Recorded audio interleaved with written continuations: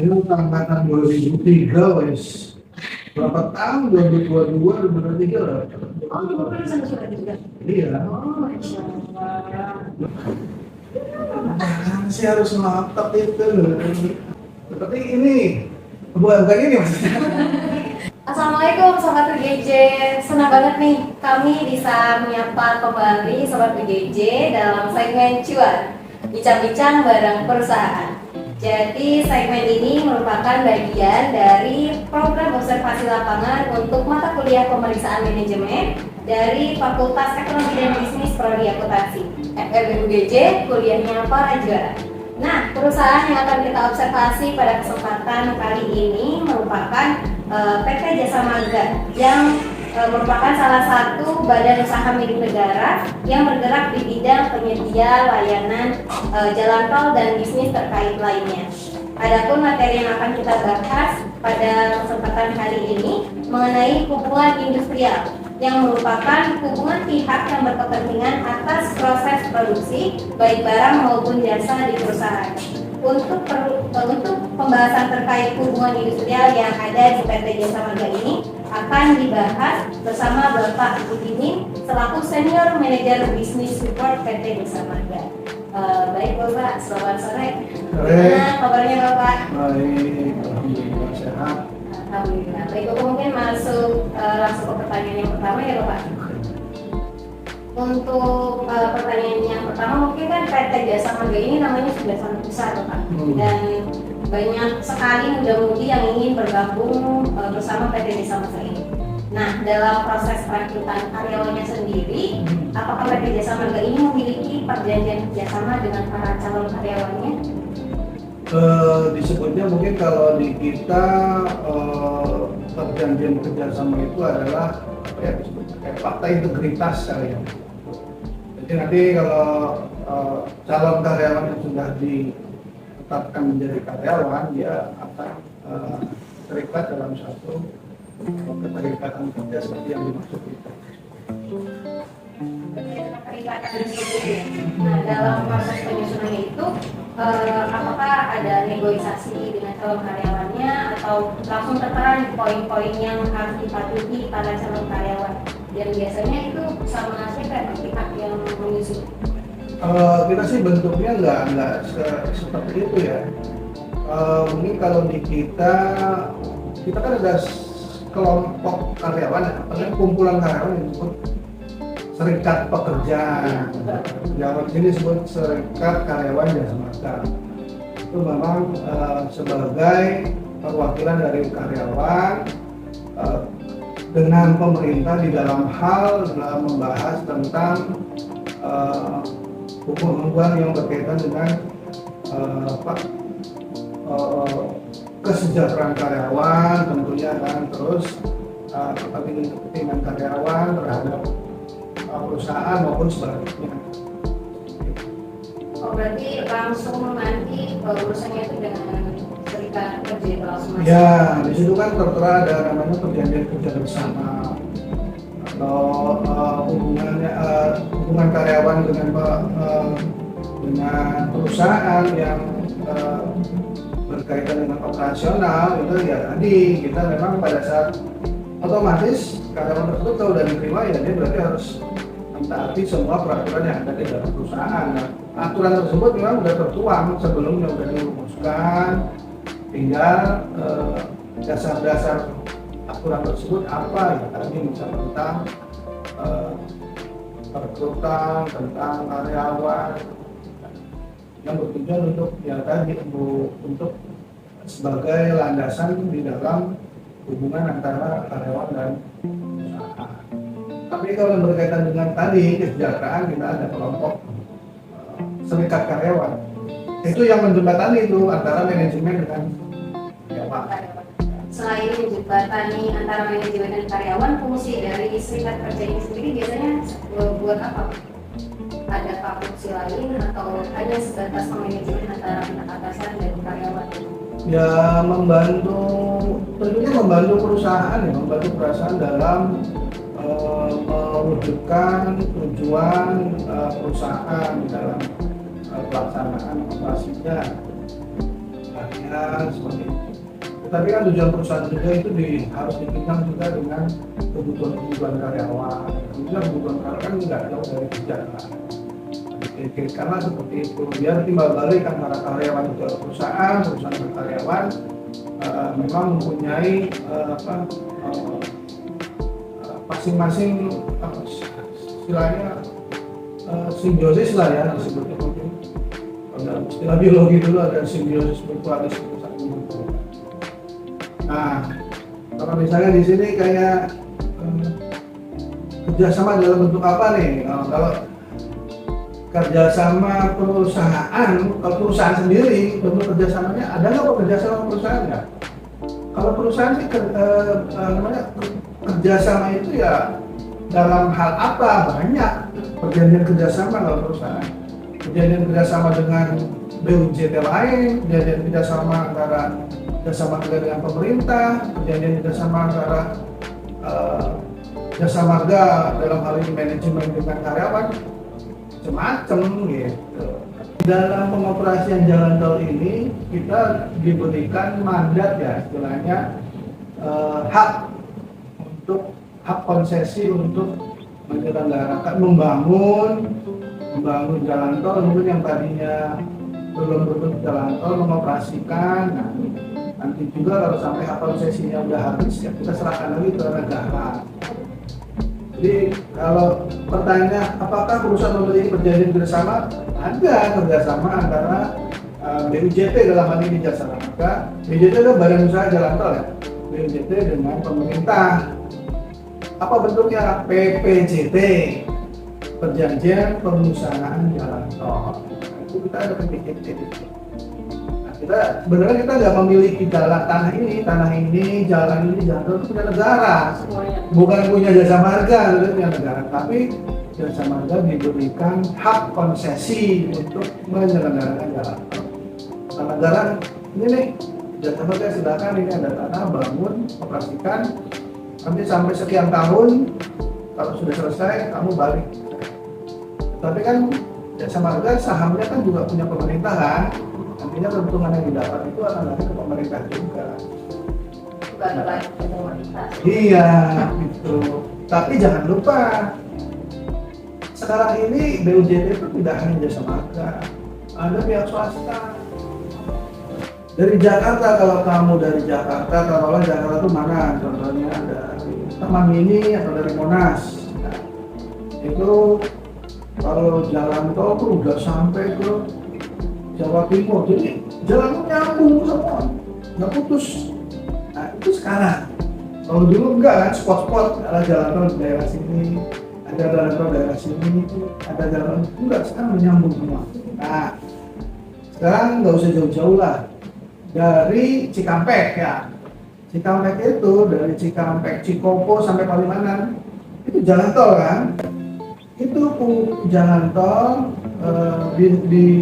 diselenggarakan oleh perusahaan yang namanya Lintas Marga Sedaya, PT Lintas Marga Sedaya. Sahamnya punya siapa? Punya Astra, sama sebagian besar sahamnya punya Astra, tapi sebagian kecil saya nggak tahu siapa ya, dia kerjasama dengan siapa. Nah itu juga itu kan membuktikan bahwa jalan tol tidak hanya milik jasa marga secara BUMN. Kalau dulu ya, kalau sekarang enggak. Semua boleh, selama dia mempunyai modal boleh mengoperasikan jalan tol. Nah itu tadi kalau bicara tadi ya perjanjian itu, jadi perjanjian semua BUJT mempunyai perjanjian dengan negara, dengan pemerintah dalam hal ini, yaitu disebut PPJT, Perjanjian Pengusahaan Jalan Tol. Itu secara globalnya itu begitu. Tapi ada juga perjanjian dengan antara jasa marga dengan waskita, itu kan nyambung tuh, nggak ada gate, nggak ada gerbang ya nyambung tuh. Kendaraannya masuk jalan tol, keluar dari pejagaan masuk keluar Palikanci. Nah itu kita ada perjanjiannya. Artinya di perjanjian itu misalnya, oh ini kendaraan ini nanti masuk sana, pendapatan tolnya dibagi berapa porsinya sesuai itu. Dan ini juga diikat dalam perjanjian. Jadi segala sesuatunya yang berakibat terhadap kedua belah pihak itu pasti ada perjanjian. Di awal kan sudah disebutkan ya Pak, jika ada perjanjian kerja antara perusahaan dengan karyawan. Oke. Nah, ada nggak sih Pak poin di mana karyawan ini terikat dengan perusahaan dalam kurun waktu tertentu? Nah, jika ada, apakah ada sanksi tertentu jika karyawan memutuskan untuk keluar kurang dari waktu yang sudah terikat? Itu kalau di kita disebutnya ini antara PKWT dan PKWTT. PKWT adalah perjanjian kerja waktu tertentu. PKWTT perjanjian kerja waktu tidak tertentu. Dalam hal ini bisa dikatakan tidak tertentu adalah karyawan organik. Artinya dari masuk sampai sekarang mereka nggak ada upgrade perjanjian. Jadi sampai dia pensiun baru berakhir tuh perjanjian kerja dengan perusahaan. Saya ini PKWTT karena saya masih bekerja dan dianggap sebagai sudah karyawan. Kalau dulu istilahnya karyawan tetap dan karyawan tidak tetap lah ya, organik dan non organik. Kalau saya karyawan organik. Tapi juga benar ada PKWTT. Nah itu biasanya terikat kontrak 1 tahun. Bagaimana misalnya dalam sebelum setahun dia udah mundur kerja? Ya pertama mungkin kita tanya alasannya dong. Kita nggak mecat kok dia mau keluar gitu kan? Itu kan bukan salah kita gitu. Dia kemauannya kenapa? Alasannya masuk akal atau tidak? Nah yang jelas kita misalkan ada aturan mengenai pesangon. Nah kalau dia keluar atas kemauan sendiri otomatis kita nggak memberikan. Kecuali kalau kita berhentikan juga ada dengan hormat dan dengan tidak hormat kan. Kalau dia sudah memasuki minimal 1 tahun ya berarti berhak dapat pesangon kalau kita perusahaan yang memberhentikan. Tapi kalau dia mengundurkan diri ya mungkin kita nggak kasih pesangon, mungkin uang kebijakan lah 1 bulan gaji misalnya gitu. Tapi punishment-nya nggak ada, kecuali misalnya dia di dalam mencapai posisi kerja tersebut dia diberikan pelatihan, pendidikan dan pelatihan di kelas misalnya 3 bulan. Nah untuk menyelenggarakan pendidikan pelatihan tersebut kan perusahaan mengeluarkan biaya. Tiba-tiba dia udah pinter, tengah jalan keluar, gitu kan? Misalnya seperti itu logikanya seperti itu. Keluar kan rugi. Dia atau dibajak sama perusahaan lain ya, misalnya dia udah ahli gitu. Nah itu biasanya kita mengantisipasinya dengan tadi ada semacam fakta integritas atau perjanjian kerjasama. Kalau kamu di dalam kurun waktu 1 tahun kamu keluar, kamu harus mengembalikan biaya yang telah dikeluarkan perusahaan. Pegawai negeri kan sekarang juga begitu. Dia terikat kerja misalnya nggak boleh keluar, misalnya nggak boleh pindah-pindah dalam waktu 10 tahun gitu kan. Nah, kalau dia melanggar itu, dia keluar, nah dia harus mengembalikan uang yang telah dikeluarkan oleh perusahaan. Nah itu mungkin punishment-nya ya. Peraturan dan etika kerja di sini perusahaan itu apa yang istilahnya tuh, apakah ada etika yang sudah ditetapkan atau yang ditetapkan gitu Pak? Etika yang ditetapkan di sana. Etika ya, kalau etika mungkin kita ada ini tata nilai. Nah ini tata nilai ini akhlak kita disebutkan. Nah akhlak ini merupakan tata nilai seluruh BUMN yang ada di Indonesia.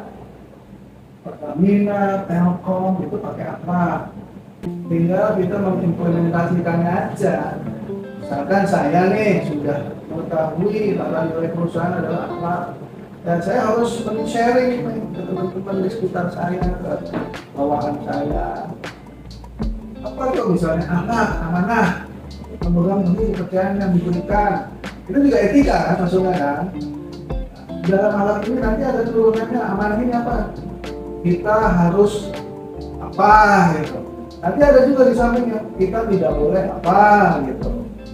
Itu sih secara teori kita tidak boleh, kita harus mengerjakan, kita tidak boleh mengerjakan. Ini tata nilai dari dari BUMN. Nah, kita juga punya tata nilai sendiri, gitu. Tapi turunan dari ini, turunan dari alat ini. Kita ada misalnya kopi morning.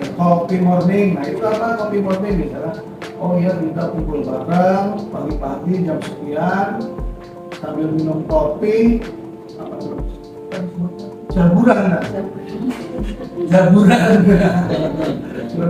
Jaburan, terus di dalam sela-sela kita minum kopi itu kita ngomong apa nih tentang pekerjaan, kendala-kendalanya apa? Saya sharing tentang pekerjaan, nanti bawah saya sharing Pak, kami kendalanya gini. Nah itu kan bernilai positif kan?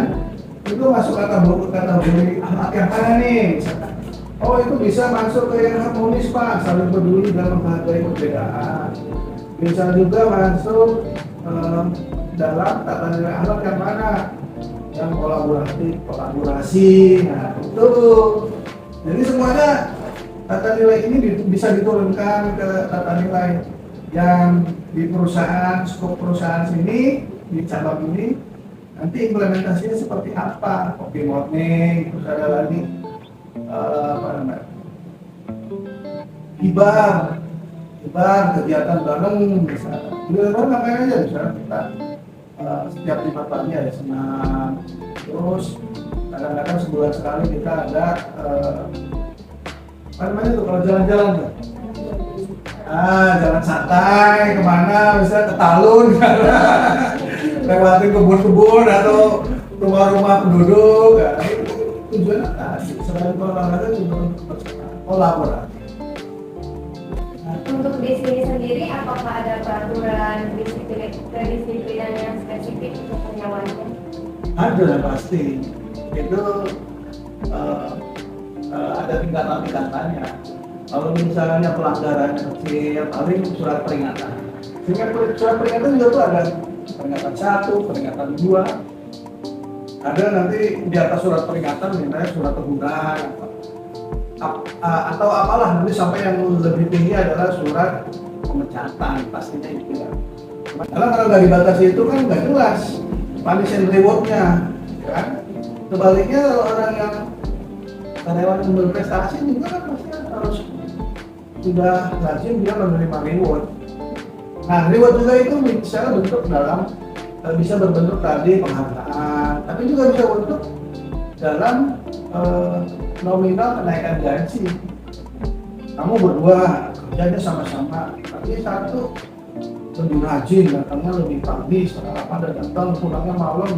Loyal kan berarti kan? Loyalitasnya ada, berarti masuk kan ke tata nilai ahlak ini kan?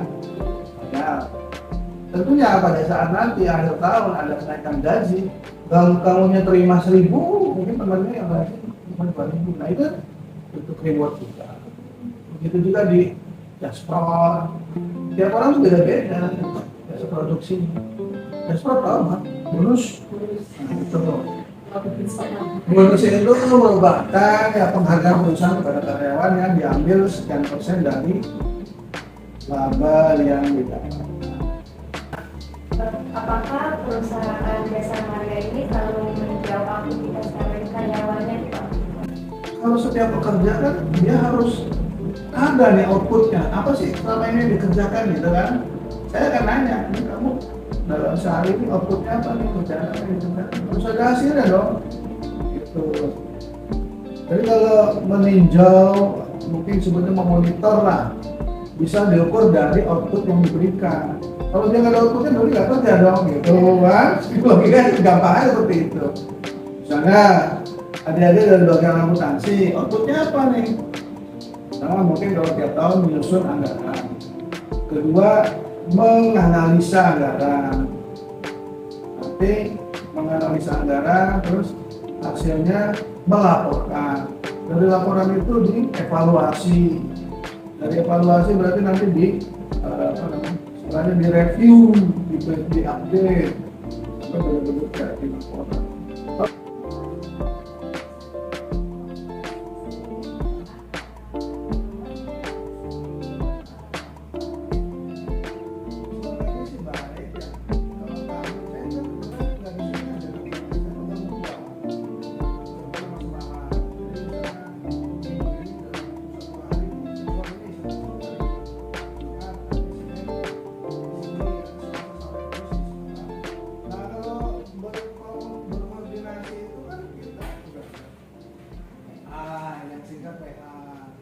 Kalau ngirim file juga udah WA, udah canggih sekarang lah. Nggak perlu kita bawa berkas pakai mobil ke Semarang, kan? Nah, apalagi misalnya untuk digital sign, pemutaran digital udah ada aplikasinya pakai aplikasi.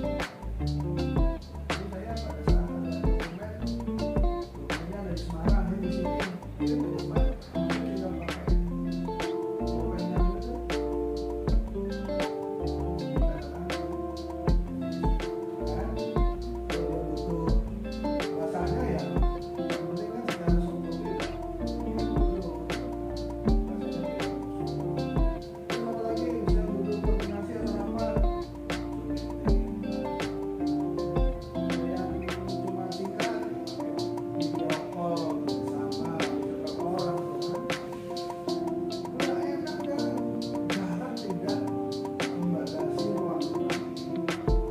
Kalau untuk fasilitas pada pusat ini karyawannya tuh itu apa? Kalau typing itu berarti IT ya, informasi teknologi. Di sini udah lengkap banget, Pak. Artinya udah masuk yang paling canggih lah, semuanya udah dipenuhi oleh perusahaan. Kalau absen kerja, nggak perlu absen pakai amano itu cekrek gitu enggak.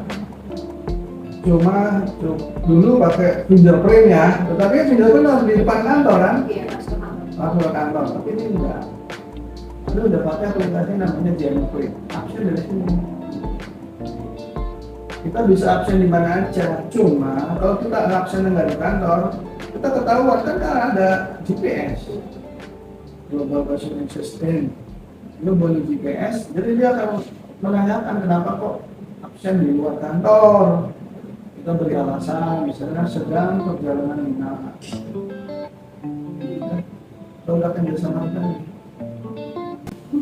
Learning hours, sharing hours, tuh di sini informasi perusahaan yang berasal dari Jakarta di pusat di-share di sini. Tinggal karyawan misalnya ada SK baru tentang struktur organisasi, kita baca di sini. Ada aplikasi mendukung ya. Wih, Kita ketika seorang karyawannya itu dengan tetap dalam perusahaan jasa marga ini untuk jenjang karirnya sendiri, apakah ada kenaikan jabatan atau jabatannya itu yang oh ya, kalau sebenarnya untuk masalah kenaikan gaji, otomatis kan tadi ya kenaikan jabatan akan mempengaruhi kenaikan gaji. Itu sebenarnya ada aturannya. Ya, misalnya seseorang sudah menjabat di satu jabatan A selama 2 tahun. Aturan perusahaan kalau dia jabatan itu berhak untuk diikutsertakan dalam assessment. Assessment itu istilahnya pemetaan. Jadi setiap karyawan itu dalam suatu periode, dia misalnya tadi seperti contoh udah menjabat di tata usaha selama 2 tahun. Nah, menurut aturan perusahaan kalau orang karyawan menjabat selama 2 tahun tidak terjadi pelanggaran disiplin. Nah, disiplin kan banyak nih, disiplin malas, disiplin tidak jujur, disiplin apalagi ya banyak lah maksudnya ya.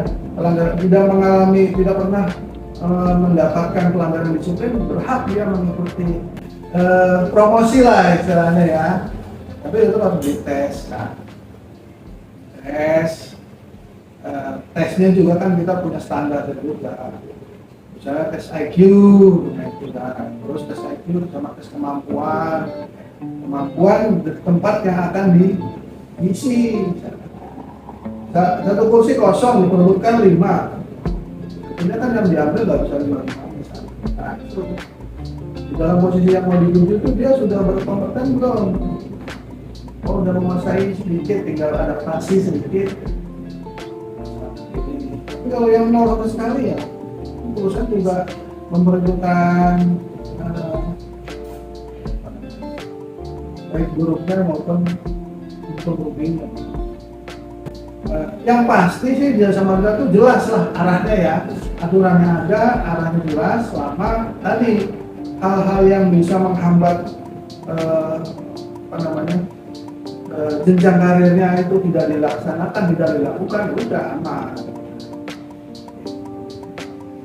Naik lagi. Oke, apa lagi? Udah. Ya, sudah Bapak. Udah. Ya, terima kasih Bapak udah bersedia untuk diobservasi pada desa Maria ini. Semoga obrolan kita pada sore hari ini memiliki manfaat. Amin. Ya, baik. Sekian obrolan kami bersama Bapak Budimin. Sampai berjumpa di segmen cuan berikutnya. Wassalamualaikum warahmatullahi wabarakatuh. Waalaikumsalam warahmatullahi wabarakatuh. Jasa marga, Sesuai jiwa berkarya. Sip.